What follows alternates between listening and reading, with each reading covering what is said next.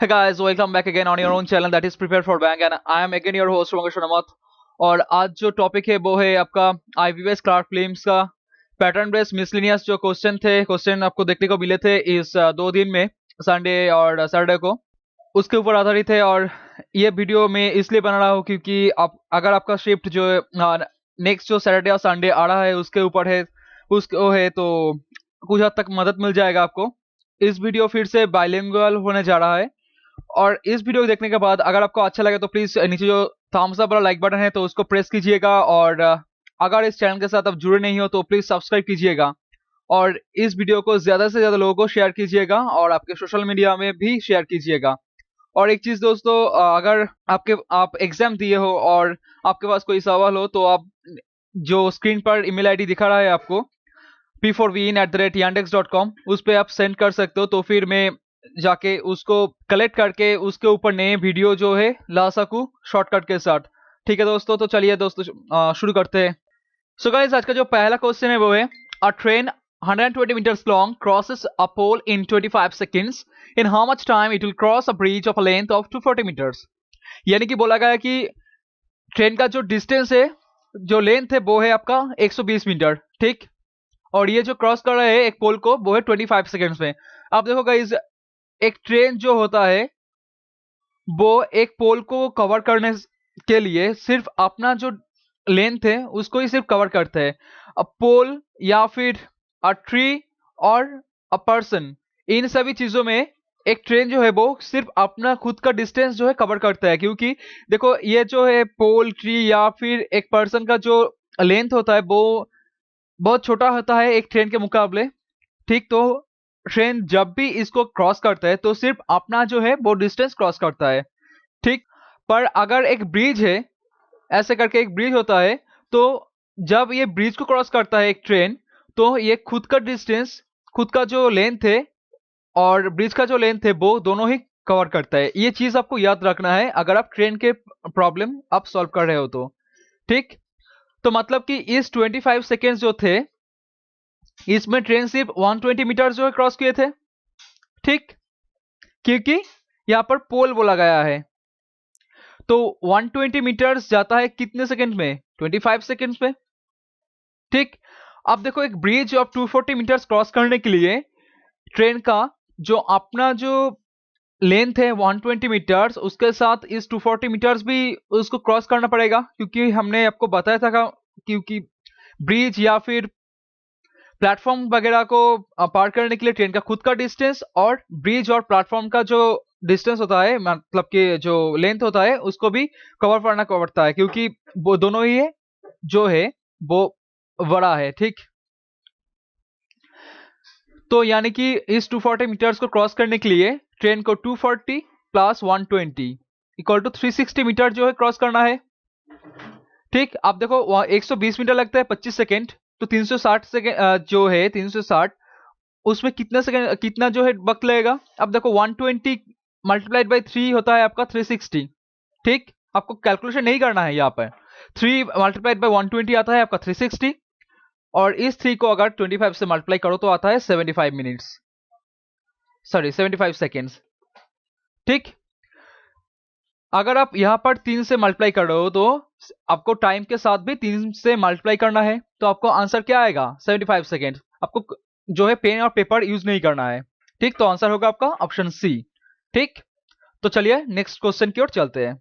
तो देखो second question जो बोला है वो फिर से एक ट्रेन का प्रॉब्लम है। अ train of 150 meters long takes 30 seconds to cross a bridge of length 240 meters. How long will that train take to cross a platform of a length 130 meters?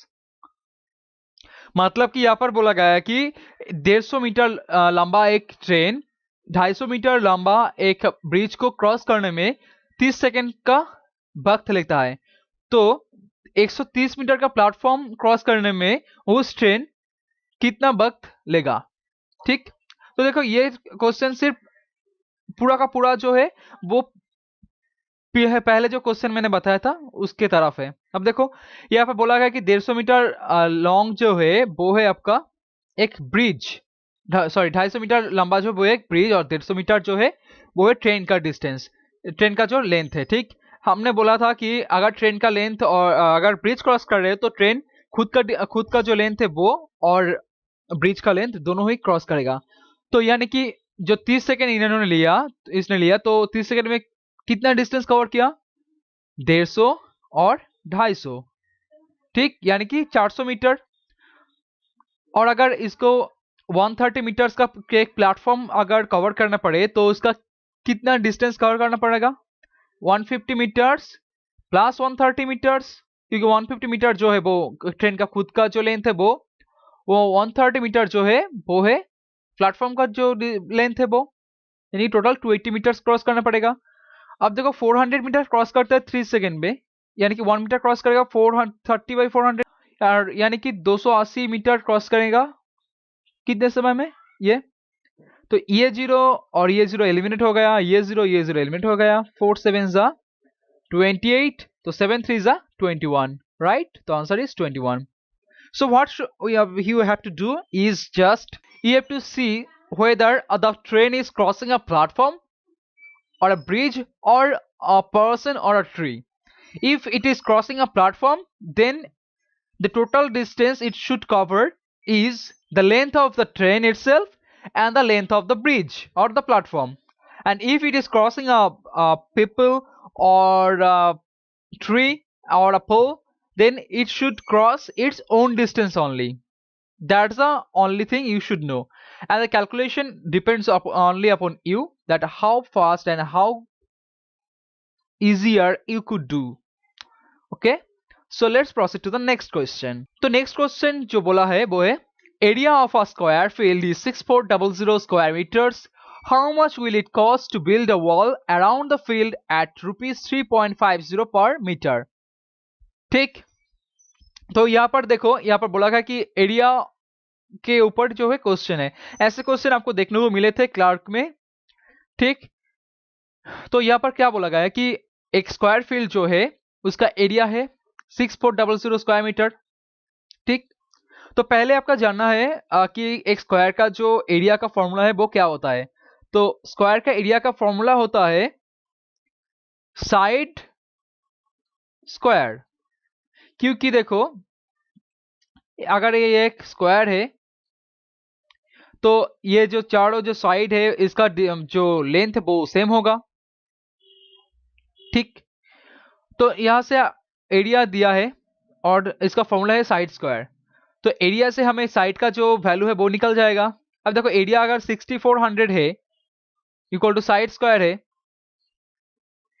तो साइड हम कैसे निकल सकते हैं? देखो स्क्वायर को एलिमिनेट करने के लिए हम क्या करते हैं, रूट करते हैं, ठीक, रूट निकलते हैं। अब 6400 का रूट क्या होता है? देखो 64 का रूट होता है आपका 8 और 00 के लिए आपको आएगा सिर्फ एक 0 अगर इसका रूट करो तो, ठीक।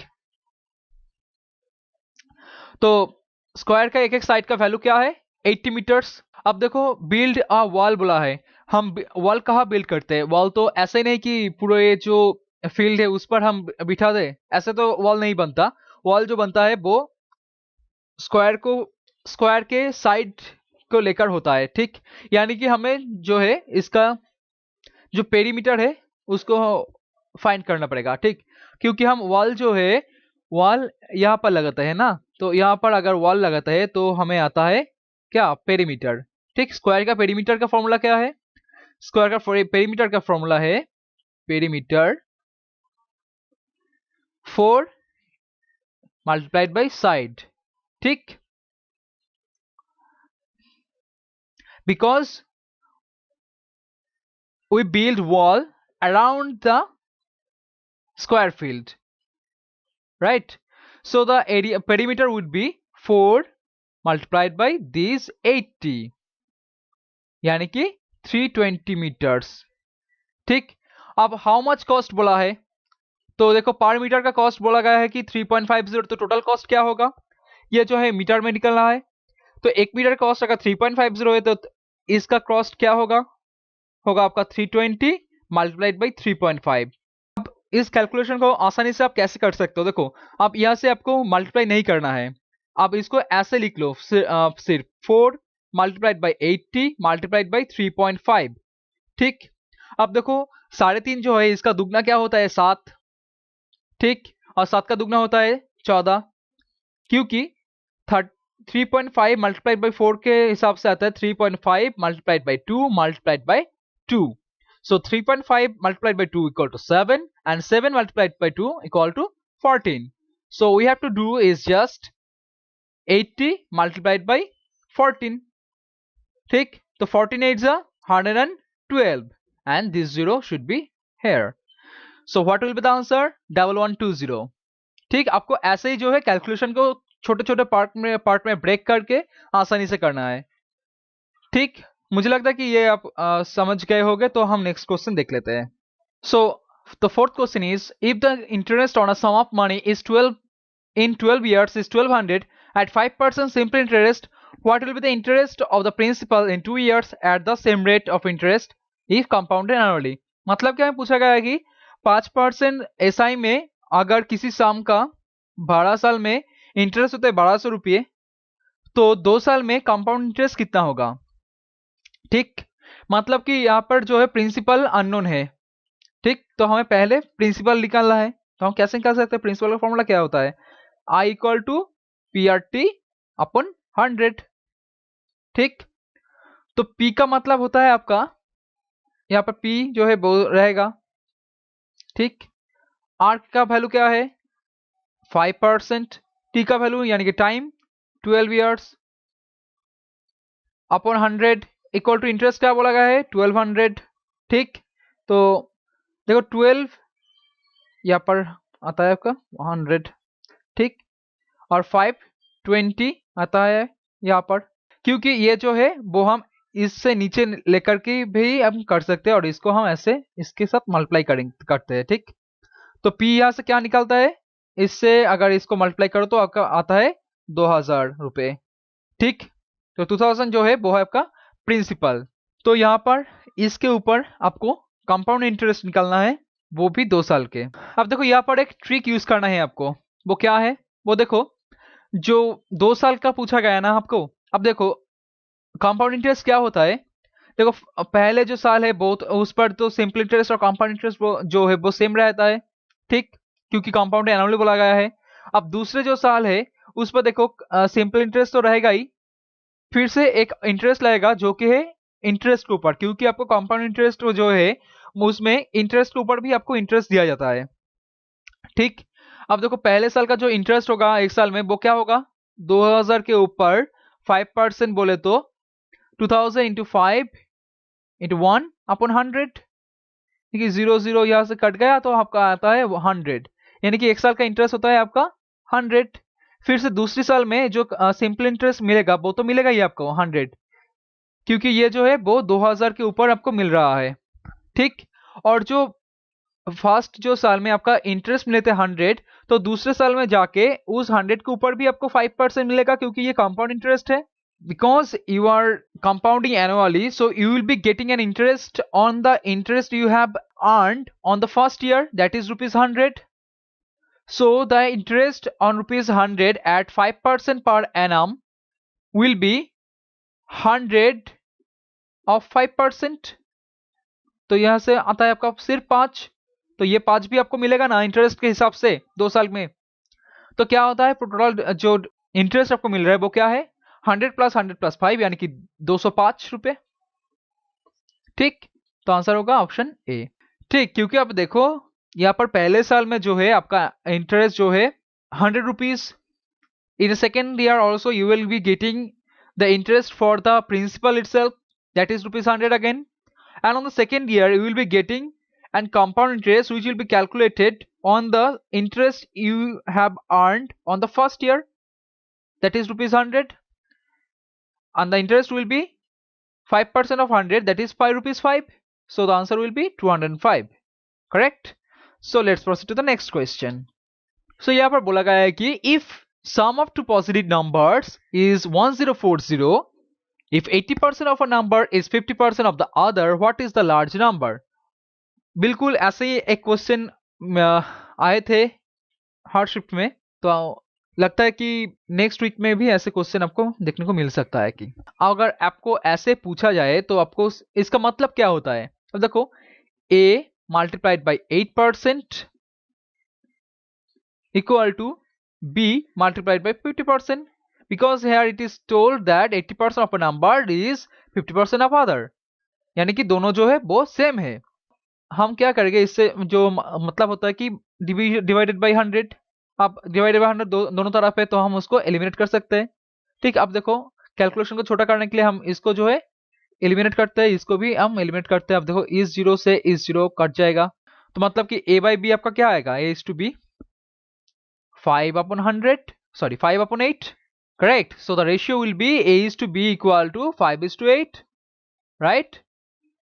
एंड बोला गया कि the sum of the numbers is 1040, मतलब कि अब इसको अगर मान लो कि ये जो है कॉमन रेशियो है वो है आपका x, तो ये जो नंबर्स क्या होता है 5x और 8x, correct. The numbers are 5x and 8x, and the additive result of these two numbers is 1040. That means 13x equal to 1040, and we are told to find the larger number. Then we have to find 1040 by 13 into what? Into 8, because 8 is the larger. Correct, because 8 is the larger, because 8 is greater than 5. Correct. So 13 8s are 104, so 80 होगा यहाँ पर, so 8 8s are 64, so the answer will be 640. So option D, the answer will be 640, right? It is as simple as that. So first of all you have to find this 80 is to 50, means आपको ऐसे करना है exam में 80 is to 50, तो यहाँ से आपका आता है 8 is to 5, आप दोनों को ऐड करो, 8 plus 5 13 होगा, तो 1040 by 13 multiplied by the larger number, that is 8, so 18 multiplied by 8. अगर छोटा नंबर पूछा जाता तो कैसे निकालते हम, 1040 by 13 multiplied by 5, यानी कि होता 80, यानी कि 80 multiplied by 5 यानी कि 400, तो यहाँ पर आंसर होगा आपका 640। ठीक है, मुझे लगता है कि ये आपको समझ में आ गया होगा, तो हम नेक्स्ट क्वेश्चन की ओर चलते हैं। सो गाइस नेक्स्ट क्वेश्चन है, two pipes A and B fill a tank in 6 hours and 4 hours respectively. If they are opened on alternate hours starting with A, then in how many hours will the tank be filled? मतलब कि हमें बोला गया है कि दो tank है, ऐसे करके एक टैंक है और दो पाइप इससे जो है जुड़ा हुआ है, मान लो कि ऐसे एक 6 आवर्स में इसको फिल करता है और एक जो है 4 आवर्स में इसको फिल करता है। ठीक, और इस पाइप जो है वो ऑल्टरनेट आवर पर स्टार्ट किया जाता है, मतलब कि फर्स्ट आवर में पाइप ए को, second hour pipe B, then फिर से पाइप ए, देन फिर से पाइप बी, ऐसे करके फिल किया जाता है।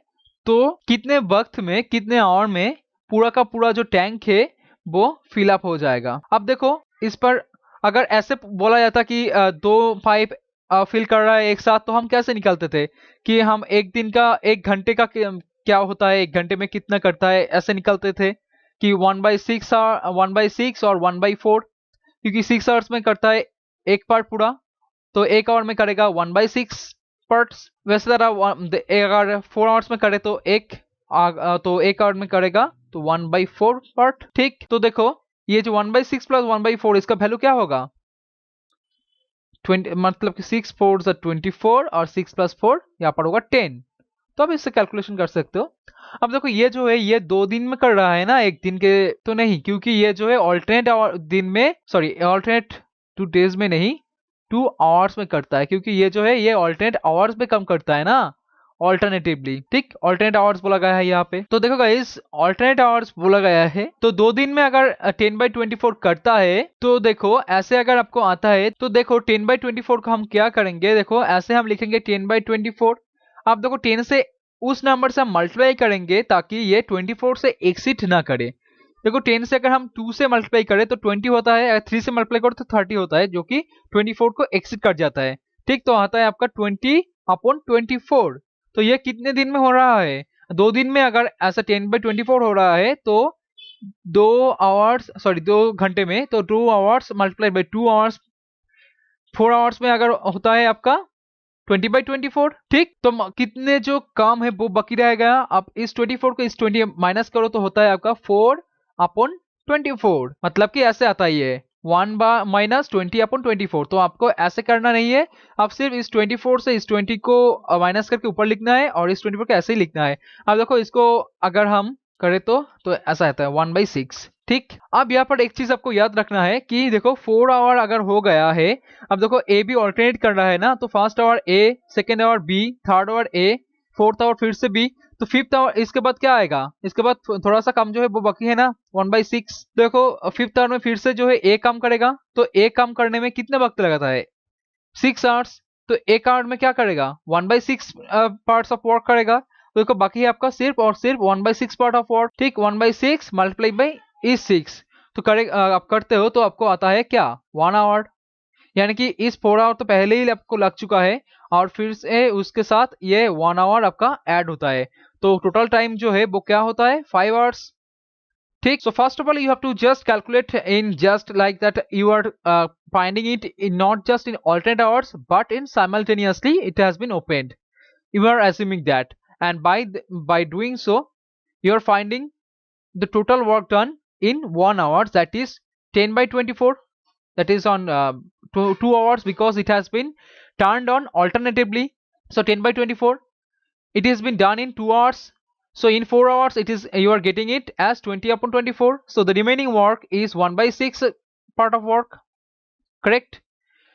So on the fifth hour, that means because already 4 hours has been passed, on the fifth hour again A will work, so A fills the tank in 6 hours, so we have to multiply this part with these hours। ठीक, तो ऐसे अगर हम multiply करते हैं तो आपको आता है 1 आवर, और पहले तो 4 आवर आपका था ही, और इससे आपका 1 आवर अगर ऐड करते हो तो आपका आता है 5 आवर्स, तो आपका आंसर होगा सी 5 आवर्स। तो हम नेक्स्ट क्वेश्चन देख लेते हैं। यहाँ पे बोला है कि a man earns a profit of 15% if sells an item for ₹690, मतलब कि 15% प्रॉफिट एक अर्न करता है एक आदमी जब वो एक आइटम को 690 रुपए में बेचता है। What will be the percentage of profit or loss if he had sold the same item for ₹540? ठीक, तो 15% में सेल करता है तो आपका आता है 690, 15% प्रॉफिट में सेल करता है। अब देखो 15% प्रॉफिट का मतलब क्या होता है कि 15% जो होता है उसका वैल्यू। ठीक, क्योंकि हमने आपको बताया था प्रॉफिट एंड लॉस जब हमने कराए थे, तो हमने आपको बताया था कि 100 + 15 होता है, प्रॉफिट करे तो प्लस होता है और लॉस करे तो माइनस होता है। तो 115% के मतलब क्या होता है कि 690, यानी कि 690 अपॉन 115 जो है एक यूनिट का वैल्यू है, तो हमें 100 यूनिट का वैल्यू निकालना है, क्योंकि 100% जो है वो है आपका कॉस्ट प्राइस, इसका उस आइटम का कॉस्ट प्राइस था इस मैन के लिए। ठीक, वो होता है क्या 115 इंटू 6 होता है आपका 690, तो कॉस्ट प्राइस होता है आपका 600। तो फिर से देखो बोला गया कि सेकेंड टाइम जो सेलिंग प्राइस है वो है आपका 540, तो 540 600 से कितना लेस है, लेस ही है ना 540 600 से, तो कितना है 60 रुपीज लेस है, तो लॉस हो रहा है ना, क्योंकि सेलिंग प्राइस जो है वो कॉस्ट प्राइस से छोटा है। If the cost price is less than the selling price, then what happens is the seller losses, and here is the loss is 60 rupees 60, so the loss percentage would be 60 upon 600, because we find profit percentage or loss percentage upon cost price, so this should be multiplied by 100, so these zeros will be eliminated and 6 10s are 60, तो answer क्या होगा 10% क्या profit नहीं, 10% loss हो रहा है यहाँ पे, है ना, तो आंसर है आपका 10% लॉस। तो उम्मीद है कि ये मैथ्स भी आपको समझ में आ गया होगा।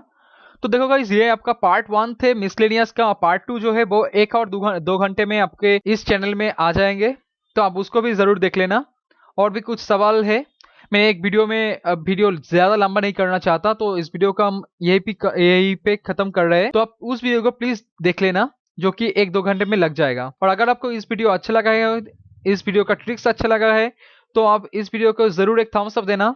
और अगर इस चैनल के साथ आप जुड़ रही हो तो प्लीज नीचे जो रेड वाला सब्सक्राइब बटन है उसको दबा के आप इस चैनल के साथ सब्सक्राइब हो जाइए, और इस वीडियो को ज्यादा से ज्यादा लोगों को आप शेयर कीजिएगा, क्योंकि ये जो है ये आपका ही चैनल है, तो आपको चाहिए इस चैनल को सपोर्ट करना, और इस चैनल के लिए आपको ऐसे तो करना ही है ना, और आपके सोशल मीडिया में भी शेयर कर देना। तो मैं था शुभंकर शर्मा, आपके होस्ट, आपके लिए बस इतना ही। अपना ख्याल रखना और हमारे जो नेक्स्ट वीडियो है उसको देखते रहना। Thank you, take care and wish you a good luck for your exam. जय हिंद, वंदे मातरम।